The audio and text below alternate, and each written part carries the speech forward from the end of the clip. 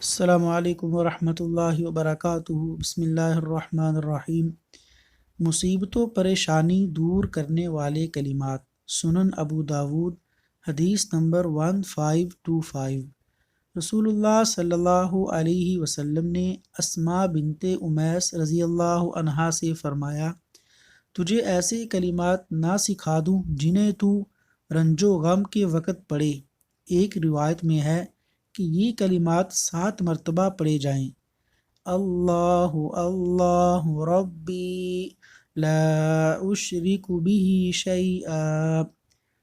رسول اللہ صلی اللہ علیہ وسلم نے فرمایا، حضرت یونس علیہ السلام کی دعا جو انہوں نے مچھلی کے پیٹ میں کی تھی ایسی ہے کہ کوئی مسلمان آدمی جب کسی بھی مشکل میں ہو اور وہ یہ دعا کرے تو اللہ ضرور قبول کرتا ہے، اور وہ دعا یہ ہے: لا الہ الا انت سبحانک انی کنت من الظالمین۔